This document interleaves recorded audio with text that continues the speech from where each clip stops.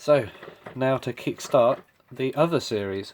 This will be the series that will be over quicker and sort of more current, where the MetaMech would be sort of in the background, me doing my own stuff, trying to get that thing working again with an original movement in it.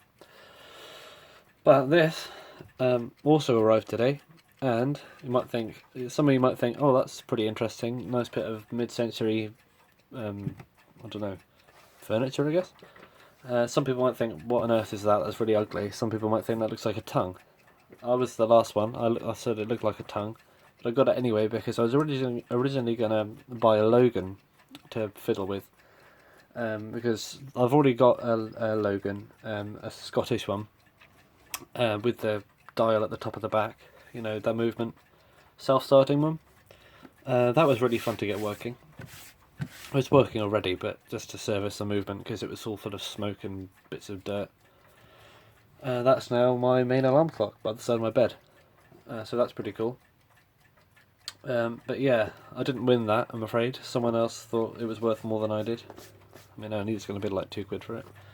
But we have an interesting thing, and I know I don't know if you've skipped to this point already through the YouTube or something, can't be bothered to listen to what I'm going to say. But here we have it. The tongue clock. Yeah. What do I know about this? Not much at all. The seller on eBay was, on the rare occasion, they actually took a photo of the inside. I'll show you that in a second. Actually, you can see much paint is flaking off this. I'll be tempted to just peel this paint off as soon as I can, but it's nice to show it as it arrived.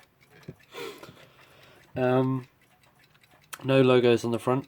I think, yeah, it probably would have had a little brass one up there. I'll explain the brand in a second.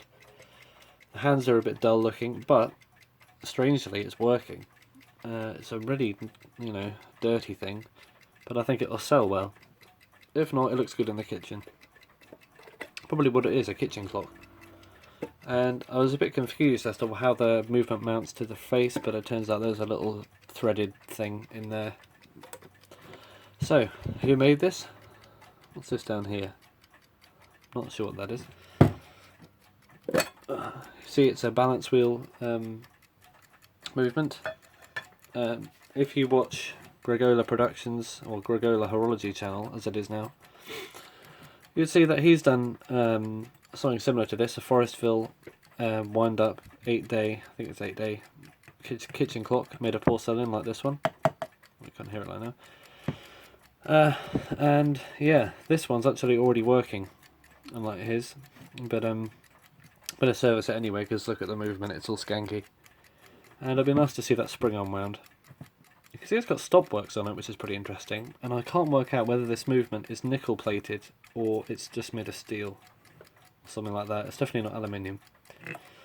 And it also hasn't got little spots all over it, which makes me think it's slightly earlier than I thought. But I don't know how old it is. It says 52 on it, but that's just the model of the movement I found out. And you can see the logo there. Emes, don't know if you can see that. There we go, you can probably see it, just in the small logo there. I thought it was Emes, like Eames, it's an Eames clock, but it's actually not, it's MS. Because MS in German is the initials of Müller and Schlenker, which were some guys, I think, and they made clocks and alarm clocks and stuff. Don't know much about them, to be honest. However, this is an example of one of their clocks, and it's an Emes 52 movement made in Germany with a nice removable I think it's called a cock. I think it's called a cock, where it just like comes off. I don't know. It's a removable bit anyway, bit of the plate which holds the pallet on, which make it nice and easy to remove because I can't get to the click from here. So I'll be letting this down today, probably in this episode. No, I won't actually. This is just going to be an announcement video and showcase, I guess. But it works. It's all complete. I've got it's not the original key, it didn't have a key with it, and they said it didn't work on the internet. If I can find it. Where did I put that key? I've got loads of spares. Let me just try and find the key. There it is. this key fits. Just get the hands out of the way. This key fits it, so this will be the key I'm using. You can see I've already wound it up. Don't know why, probably shouldn't have done that because I'm going to be taking it apart anyway. But yeah, so see you next time, probably tomorrow or the day after, when I release a video on this being disassembled. Whether the movement or just the case or both, I don't know. Probably just the case. Let's space this out a bit.